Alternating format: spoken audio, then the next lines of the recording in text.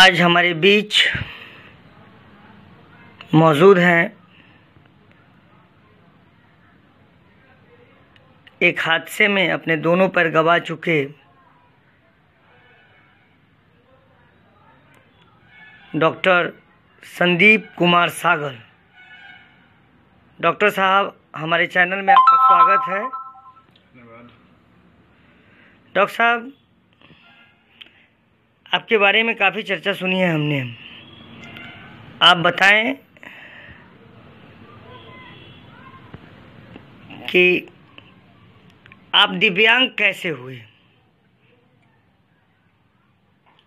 जीवन तो यूं ही जी रहा था जैसे सभी लोग जी रहे हैं, लेकिन 2010 का वह वक्त था जब मैं रांची गया था अपना पेपर देने। एंट्रेंस पेपर था। वहाँ से लौटने के क्रम में मुजफ्फरपुर के मिठनपुरा में जो है मुझे धक्का देकर गिरा दिया गया, और जिसके वजह से हम ट्रेन के चपेट में आ गए और मेरे दोनों पैर कट गए। लेकिन दोस्ती की मिसाल कायम की हमारे दोस्तों ने और मेरे रिश्तेदारों ने, मेरे समाजों ने मुझे बचा लिया। और उस दरमियान मुझे 20 यूनिट या 19 यूनिट ब्लड लगी थी। मेरे घर से मात्र 1 यूनिट ही ब्लड चढ़ पाई थी, निकल पाई थी घर से। तो लगभग सभी ब्लड जो है समाज और रिश्तेदार और दोस्तों से मिला। तो हम पुनः धन्यवाद कहना चाहेंगे मेरे अपने मित्रों को, रिश्तेदारों को और अपने समाज को, जिन्होंने मुझे जीवन दान दिया, और उनके वजह से ही आज मेरा जीवन चल रहा है। डॉक्टर साहब, जिंदगी और मौत की जंग लड़ते हुए आप ने नए जीवन की शुरुआत की, और आप अचानक गरीबों की सेवा में लग गए। क्या कारण था? बहुत सारी वजह है। लोग तो मानवता भूल चुके हैं, लेकिन मुझे उसी मानव ने ज़िंदगी दी है जिस मानव को ईश्वर ने स्वयं धरती पर आकर के जन्म दिया। तो मानव के लिए अगर हम कुछ नहीं करते हैं तो हमारा जीवन जीने का क्या उद्देश्य होगा? उद्देश्य तो बहुत सारे लोग लेकर के जी रहे हैं, लेकिन मानव के प्रति भी कुछ उद्देश्य होना चाहिए। यही सोच करके मैंने मानव का सेवा करना शुरू कर दिया और आज तक कर रहा हूँ। मैंने कभी संकोच नहीं किया कि मानव का सेवा, किसी के प्रति मैंने संकोच नहीं किया कि हाँ इनका सेवा होना चाहिए या इनका सेवा होना चाहिए। जहाँ से भी मुझे सूचना मिला कि हाँ इनकी मदद होनी चाहिए, मैंने मदद की और आज भी कर रहा हूँ। कैसे मिली ये गरीबों की मदद करने की प्रेरणा? कहाँ से मिली आपको? मेरी जो ज़िंदगी थी जिसमें 19 यूनिट ब्लड लगे थे या 20 यूनिट ब्लड, तो उन्होंने कोई ना कोई मानव आकर के ही मुझे रक्त देकर जीवन दान दिया था। उन्होंने जब मानवता का मिसाल कायम किया तो मेरा भी तो कर्तव्य बनता है कि मैं मानव के लिए कुछ करूं, समाज के लिए कुछ करूं। समाज के द्वारा दिया हुआ मेरा ज़िंदगी है, तो क्यों ना हम समाज के लिए लगें। लोग तो भूल जा रहे हैं, आज इधर चर्चा हो रही है और उधर भूल जाते हैं कि किसी ने मेरा मदद किया। लेकिन मेरा जीवन तो उन्हीं का दिया हुआ है, तो मैं उनके लिए कर रहा हूँ। तो क्यों, क्या बड़ा कर रहा हूँ? कुछ बड़ा नहीं कर रहा हूँ, कुछ अलग नहीं कर रहा हूँ। उन्हीं के द्वारा दिया हुआ ये जीवन है। और मैं ये बताना चाह रहा हूँ कि ईश्वर ने मुझे दिया पहले है या मैं पहले दे रहा हूँ, ये बहुत बड़ी बात है। आप सोचिए कि ईश्वर ने हमें दिया पहले है या हम पहले दे रहे हैं। ये सोचना पड़ेगा, थोड़ा सा सोच बदलनी पड़ेगी, तब जाकर के समाज का आप सेवा कर पाएंगे। सोचिए जरा आप लोग इस पर।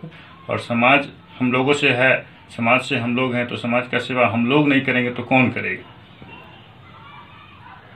लॉकडाउन में भी मैंने 24 घंटा सेवा देने का क्षमता रखा है और किया भी है कई दिन। मैंने पिछले 25 दिनों से 26 दिनों से मैं जो हूँ सेवा में लगा हुआ हूँ, और कहीं ना कहीं ऊपर वाले का आशीर्वाद हम पर बरकरार रहा है, समाज का आशीर्वाद बरकरार रहा है, दोस्तों का आशीर्वाद और सहयोग बरकरार रहा है, जिस वजह से वायरस क्या बहुत अच्छे दुश्मन भी लगे हुए होते हैं एक दूसरे के पीछे, लेकिन कोई हावी नहीं हो पाया यहाँ पर। मैं सेवा के लिए हमेशा आगे रहा हूँ और रहूँगा।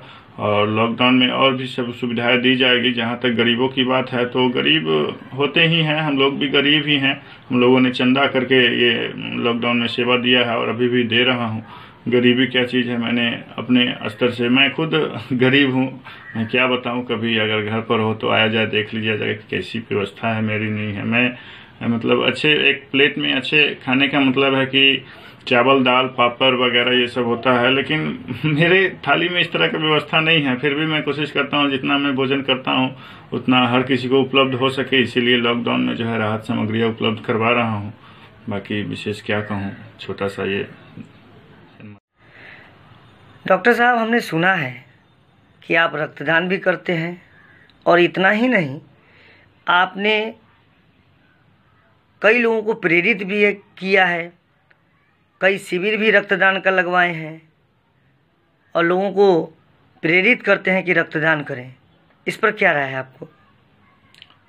मैंने पिछले वक्त में भी बताया था आपको कि रक्तदान के वजह से मेरी ज़िंदगी बची थी। तो ये दान बहुत बड़ा दान है, इसके प्रति थोड़ा सा आपको मतलब आगे आना पड़ेगा। और ये रक्तदान जो सोच रहे हैं कि खूनदान करके हमको क्या मिलने वाला, ये खूनदान से आपको बेनिफिट होने वाला है, ना कि मुझे बेनिफिट होने वाला है। अगर आप रक्तदान करते हैं तो आपका शरीर के लगभग 90% बीमारी जो है वो कम हो जाते हैं और आप अपने बॉडी को डेवलप पा सकते हैं और अच्छा महसूस करते हैं। हमारा मोटिवेट करने का एक वजह है कि अगर आप अपने परिवार के लिए रक्तदान करते हैं तो कल को आप मुझे याद नहीं करेंगे रक्तदान को लेकर। तो आप आपके परिवार में अगर कल को किसी तरह की रक्तदान से संबंधित समस्याएं होगी, ब्लड से संबंधित समस्याएं होगी, तो आप खुद आगे रहेंगे, तो हमें उस वक्त याद नहीं करेंगे। हम इसके लिए प्रेरित करते हैं लोगों को। और दूसरी बात, रक्तदान शिविर तो मैंने पूरे बिहार झारखंड के हर एक ज़िले में जा करके इस दिव्यांगता अवस्था में, जब मुझे दूसरी ज़िंदगी मिली थी एक्सीडेंट के बाद, तो इस दूसरी ज़िंदगी को पाने के बावजूद दिव्यांगता अवस्था में साइकिल से बिहार झारखंड के हर एक ज़िले में जाकर के मैंने ब्लड डोनेशन कैंप ऑर्गेनाइज किया था, जिसको लेकर मुझे इंडियन बुक ऑफ रिकॉर्ड में जगह भी दिया गया था।